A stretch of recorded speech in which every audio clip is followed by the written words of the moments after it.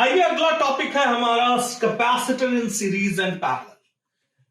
बहुत ही जबरदस्त टॉपिक है ये, क्योंकि इस पे अभी से लेकर के सीबीएसई से लेकर नीट जेईई के सारे एग्जाम्स तक बहुत सारे क्वेश्चंस पूछे जाते हैं। बहुत सारे बच्चों को मैंने देखा है इसमें प्रॉब्लम आती है, वो समझ ही नहीं पाते कि कैपेसिटर सीरीज में लगा है या पैरेलल में लगा है। तो आज मैं आपको बहुत ही सिंपल तरीके से समझाने वाला हूं कि कैसे आप रिकॉग्नाइज करेंगे कि कैपेसिटर सीरीज में है या पैरेलल में है। आइए देखते हैं। सबसे पहले देखते हैं हम सीरीज कॉम्बिनेशन के बारे में। कैसे समझते हैं आप कि कैपेसिटर सीरीज में है? देखिए, सिंपल सी बात है कि अगर जैसा आपको बताया है मैंने, पैरेलल प्लेट कैपेसिटर है और जैसा आप देख रहे हो ये positive terminal of the battery है, ये negative terminal of the battery है। तो ऑब्वियस सी बात है कि ये वाला प्लेट पॉजिटिव है, ये नेगेटिव है, ये पॉजिटिव है, ये नेगेटिव है, ये पॉजिटिव है और ये नेगेटिव है। तो हमेशा आप एक बात ध्यान रखिएगा कि पहली चीज कि अगर कोई नेगेटिव टर्मिनल पॉजिटिव टर्मिनल से जुड़ा हुआ है तो हमेशा याद रखिएगा ऐसा कॉम्बिनेशन जो होगा वो हमेशा सीरीज में होगा, यानी हमेशा ऑपोजिट टर्मिनल के प्लेट्स एक दूसरे से जुड़े रहेंगे। दूसरी चीज, हमेशा सीरीज में एक बात याद रखनी है कि always same charge flows in all capacitor. Her capacitor में जो चार्ज रहेगा यहां पर सेम रहेगा, but potential difference her capacitor के लिए अलग अलग होगा, यानी पोटेंशियल डिस्ट्रीब्यूट होगा but charge will remain same. यानी कि जब भी एक ही सीरीज में, यानी एक ही लाइन में कैपेसिटर होंगे और चार्ज बट नहीं रहा है। अब आप कैसे समझेंगे कि चार्ज बट नहीं रहा है? तो सिंपल सी बात देखिए, मान लीजिए क्यू चार्ज यहां से आ रहा है और यहां से चार्ज दो लाइन में चला जा रहा है, तो ऑब्वियस सी बात है कि यहां पर क्यू क्या हुआ, इधर से क्यू बट गया इसमें Q1 के फॉर्म में और इसमें चला गया Q2 के फॉर्म में।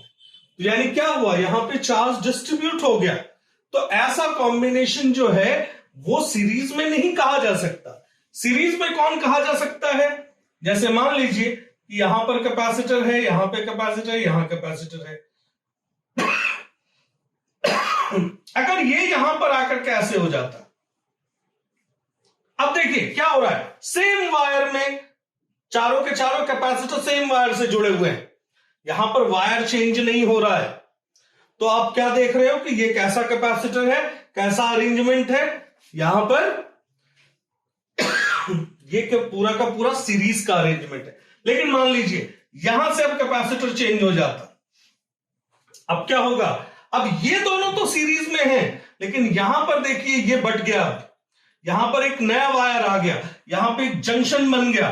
तो अब ये और ये और ये तीनों आपस में पैरेलल में हो जाएंगे। तो इस तरीके से अभी हम पैरेलल को बाद में समझेंगे। तो पहले आपको यह समझना है कि सीरीज में कौन आ रहा है। सीरीज में हमेशा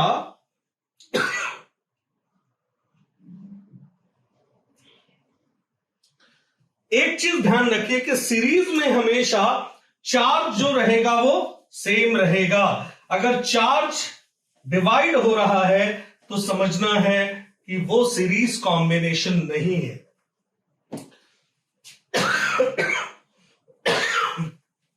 तो जैसा आप देख रहे हैं यहां पर कि मैंने कंडीशन क्या बताया कि यहां पर वोल्टेज डिस्ट्रीब्यूट हो रहा है बट चार्ज तीनों कैपेसिटर पे सेम स्टोर हो रहा है।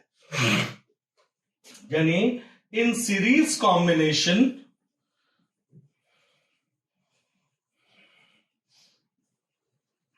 charges will be same but potential difference will be distributed. अब देखिए, अब किस तरीके से हम रिलेशन बताएंगे अपने लिए? तो जो चीज डिस्ट्रीब्यूट हो रही है रिलेशन हमेशा उसके अकॉर्डिंग बनाना है। जैसे V डिस्ट्रीब्यूट हो रहा है V1 plus V2 plus V3, तो मान लीजिए कि टोटल V अगर हमें निकालना है तो पूरे के पूरे सिस्टम का जो टोटल Q है, V इक्वल टू क्या होता है, Q by C, it is Q by CS। पूरे सिस्टम का जो इक्विवेलेंट कैपेसिटेंस है वो CS है। तो V1 कितना हो गया, Q बाय C1। मान लीजिए इसका C1, इसका C2 और इसका C3 कैपेसिटेंस है। V2 कितना हो गया, Q by C2 and Q by C3। So 1 by CS is 1 by C1 plus 1 by C2 plus 1 by C3। यानी हमने क्या देखा कि अगर कैपेसिटेंस सीरीज में है, कैपेसिटर सीरीज में है,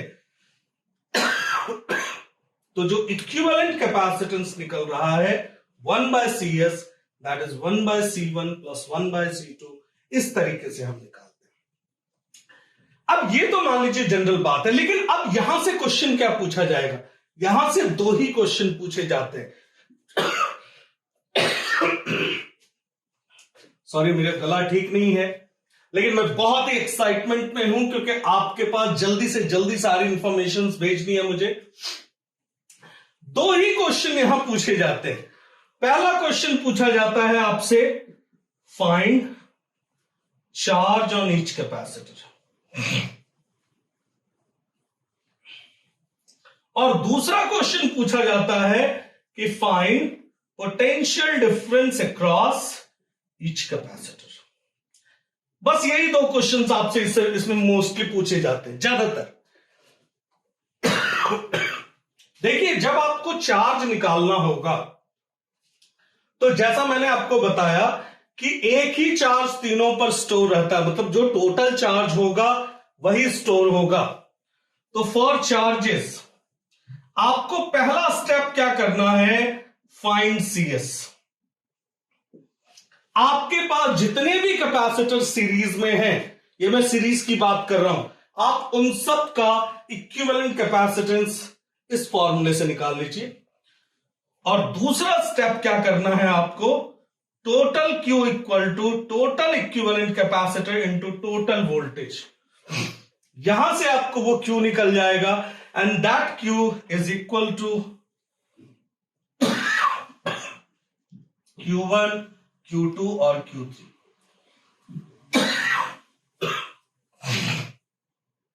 तो ये हुआ पहला question. Charge on each capacitor निकालने के लिए आपको इतना काम करना है। फिर से समझ लीजिए, पहले जो भी कैपेसिटर सीरीज में है उनका CS निकाल लीजिए, इक्विवेलेंट कैपेसिटेंस, और फिर Q equals to CS into total V। दूसरा क्वेश्चन जो था हमारे पास, फॉर PD पोटेंशियल डिफरेंस निकालने के लिए आपको क्या करना है, V1 equals to Q bye C1। ये जो Q निकाला इसको C1 से डिवाइड कर दीजिए। V2 equal to Q by C2 and V3 equal to Q by C3। तो इस तरीके से आप potential difference across each capacitor भी निकाल सकते हैं। कई क्वेश्चंस में आपको V1 V2 के बीच में रिलेशन दिया रहेगा। जैसे आपको एक चीज पता है कि C1 C2 और C2 तीनों में सेम चार्जेस है, तो आप एक और रिलेशन यहां पे लगा सकते हैं, C1 V1 equal to C2 V2। कई जगहों पे आपको ये फॉर्मूला बहुत काम देगा क्योंकि अब वोल्टेज के बीच रिलेशन निकालना है, क्योंकि ऑलरेडी आपके पास ये रिलेशन है। एक रिलेशन यहां से भी मिल गया V1 plus V2 plus V3 से, तो इन सबको सॉल्व करके आप यहां से V1 V2 V3 भी निकाल सकते हैं। तो नोट डाउन कर लीजिए। देखते हैं पैरेलल कॉम्बिनेशन में क्या होता है। तो पैरेलल कॉम्बिनेशन को कैसे पहचानेंगे आप? पैरेलल कॉम्बिनेशन को पहचानने का तरीका है,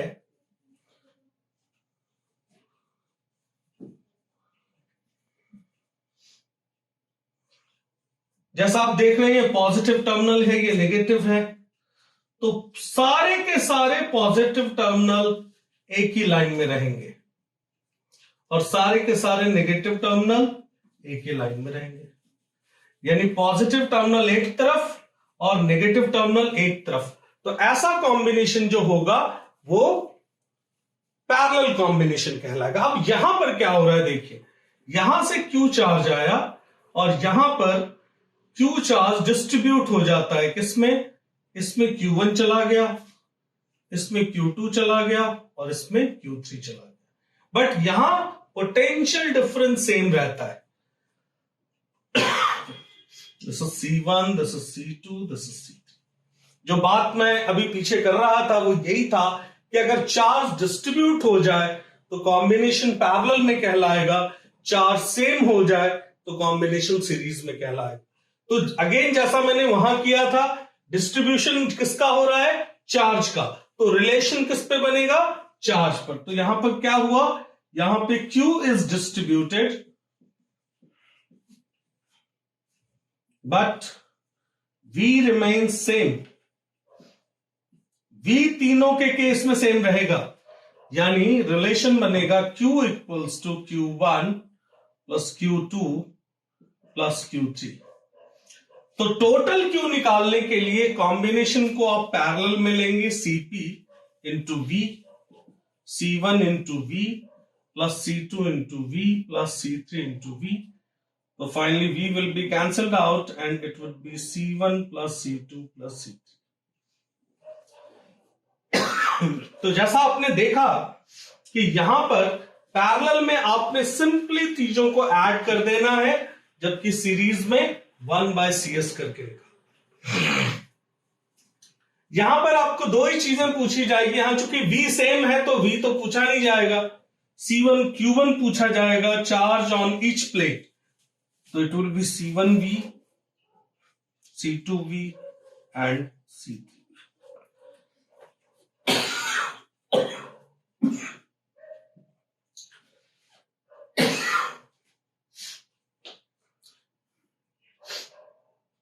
तो आप नोट डाउन कर सकते हैं इसको।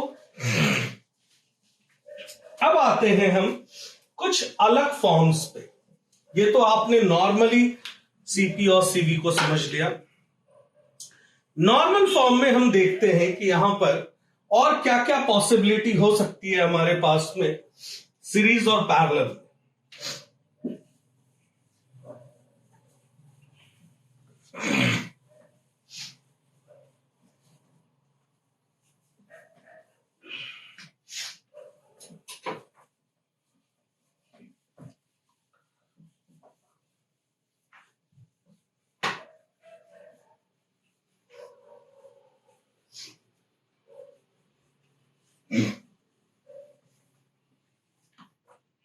आइए देखते हैं।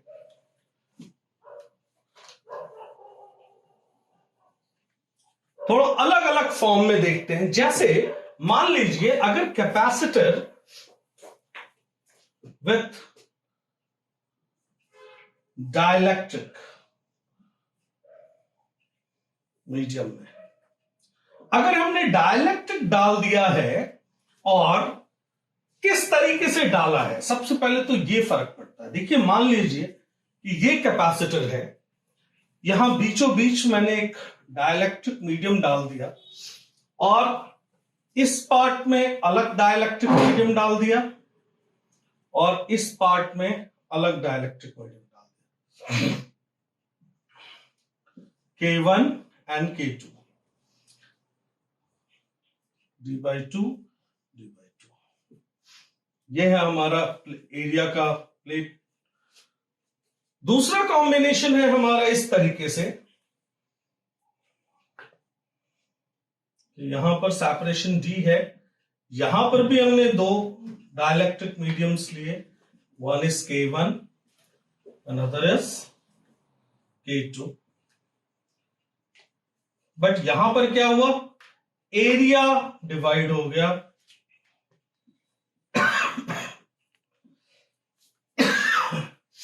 अब समझ लीजिए ऐसे क्वेश्चंस आपको रेगुलर बेसिस पे मिलने वाले। अगर एरिया सेम है और सेपरेशन डिवाइडेड है तो ऐसा कॉम्बिनेशन हमेशा सीरीज कॉम्बिनेशन कहलाएगा। मतलब यहां पर दो कैपेसिटर्स क्रिएट हो गए, एक C1 और दूसरा C2।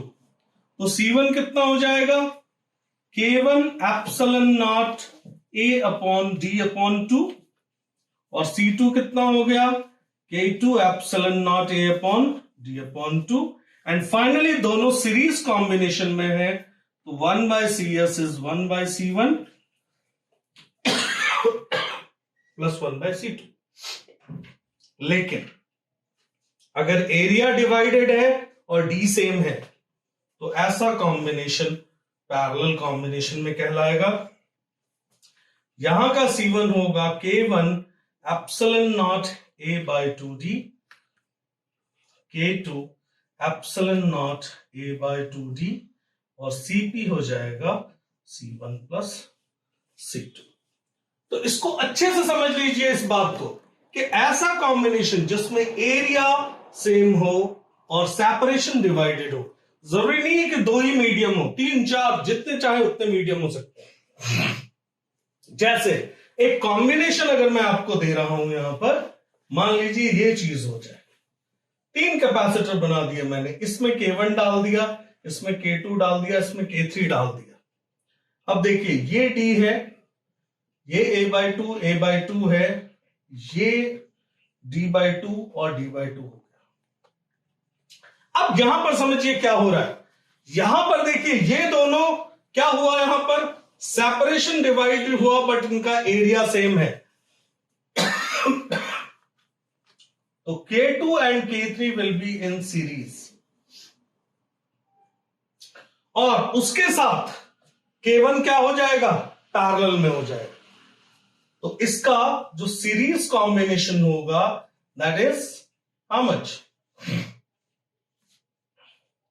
सीरीज कॉम्बिनेशन में आप यहां से निकालेंगे 1/C2 प्लस 1/C3, और जो कुछ भी आएगा वो इसके साथ क्या हो जाएगा, ACS के साथ वो पैरेलल में हो जाएगा। तो इक्विवेलेंट जो निकलेगा वो इस तरीके से आप निकालेंगे। तो कहने का मतलब है ऐसे किसी भी कॉम्बिनेशन में कितना भी अगर बेसिक्स क्लियर है तो आपको कभी कोई दिक्कत नहीं होगी। आपने सिर्फ इन बेसिक्स को ध्यान में रखना है।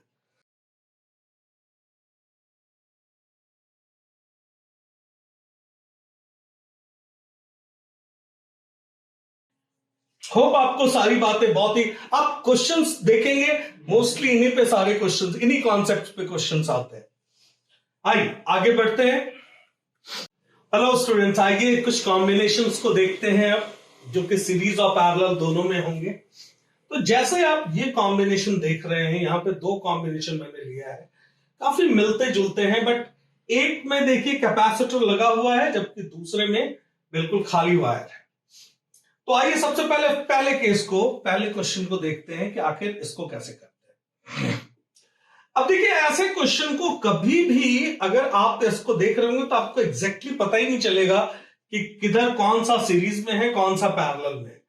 तो आपको एक बहुत ही सिंपल सा ट्रिक दे रहा हूं, आप ये जितने भी पॉइंट्स हैं जहां वायर मीट कर रहे हैं इनकी नेमिंग कर दीजिए, जैसे M N O P। अब देखिए मैंने जहां जहां पॉइंट्स वायर अटैच थे मैंने सबकी नेमिंग कर दी। अब मैं नॉर्मली इसको लेकर के चलूंगा, तो जैसे मान लीजिए कि यहां पर A पॉइंट है, A से मैं M पॉइंट पर गया।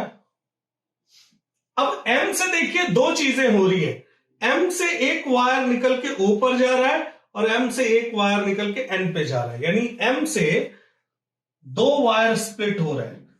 तो एक वायर इधर और एक वायर इधर। कहां कहां गए हम, M से N की तरफ गए और फिर M से हम O की तरफ गए। अब क्या हो रहा है देखिए, N और O के बीच में एक कैपेसिटर प्लेस है, तो हमने N और O को क्या किया, इसके बीच में एक कैपेसिटर प्लेस कर दिया। अब क्या हुआ, O से P के बीच में एक कैपेसिटर प्लेस है, तो O से P के बीच में हमें एक कैपेसिटर यहां P मिला, और N से P के बीच में भी एक है, यानी हमें इस तरीके से N से P के बीच में एक कैपेसिटर मिला, और फिर P से B हमने यहां बना दिया। तो आपने देखा कि इस तरीके से जो भी अरेंजमेंट है उसको हमने किस तरीके से कन्वर्ट कर लिया। अब अगर आपको ऐसा स्ट्रक्चर कभी भी दिखे जिसमें दो कैपेसिटर्स इधर और इधर दोनों साइड्स पर और बीच में एक हो, और इसका और इसका रेशियो ध्यान रखिएगा, मैं नॉर्मली बता देता हूं आपको। मान लीजिए ये C1 है, ये C2 है, ये C3 है और C4 है। अगर C1 बाय C2 का रेशियो C3 बाय C4 के बराबर हो जाए तो ये बीच वाला कैपेसिटर इस सर्किट से हट जाता है। इसको बैलेंस्ड व्हीटस्टोन ब्रिज बोलते हैं, जो हम आगे पढ़ेंगे। This is what balanced Wheatstone bridge. तो कभी भी ऐसा कॉम्बिनेशन अगर आ जाए तो आप यहां ध्यान रखेंगे कि क्या ये कॉम्बिनेशन ये कंडीशन को सेटिस्फाई तो नहीं कर रहा है। जैसा आप देख रहे हो कि C बाय C का रेशियो और C बाय C का रेशियो सेम है, तो ये बीच से ये C5 वाला जो है ये हट जाएगा। अब क्या कॉम्बिनेशन बनेगा, तो जब आप इसको बीच से हटा देंगे तो अब देखिए, अब पिक्चर बिल्कुल क्लियर हो जाएगी। यहां पर अगर आप इसको बीच से हटा देते हो तो अब आपको कोई दिक्कत नहीं होने वाली, क्योंकि अब आपको एग्जैक्टली समझ में आ गया क्या हुआ। अब ये और ये दोनों सीरीज में आ गए, ये और ये भी अब सीरीज में आ गए, और आपस में ये दोनों पैरेलल में आ गए। तो बहुत आराम से आप इसको सॉल्व कर सकते हैं, लेकिन आपको इस तरीके से इसको कन्वर्ट करना पड़ेगा। अब आइए इस केस में देखते हैं क्या करते हैं। ऐसे केस को हम शॉर्ट सर्किटिंग भी बोलते हैं, जिसमें हम एक बाईपास वायर लगा देते हैं और चार्ज को ट्रांसफर कर सकते हैं। लेकिन यहां पर आइए सेम प्रोसेस को लेके चलते हैं। यहां भी हमारा होगा MN, थोड़ा सा ये कैपेसिटर यहां में है, इस कैपेसिटर को मान लीजिए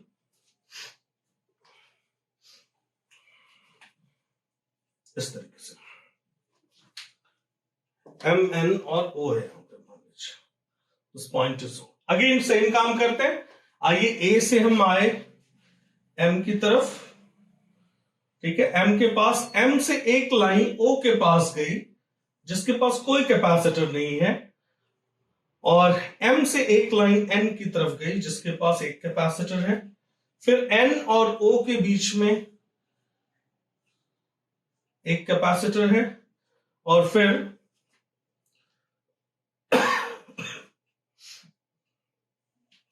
O से P पर हम गए,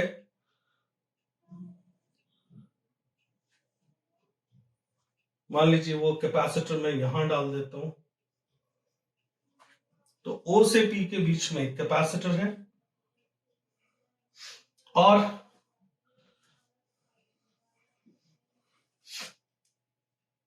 N से P के बीच में फिर अगेन कुछ भी नहीं है, P से B के बीच में फिर एक कैपेसिटर है। अब देखिए, बिल्कुल क्लियर है चीजें कि आपको दिख रहा है ये तीनों पैरेलल में है और उसके साथ ये सीरीज में है।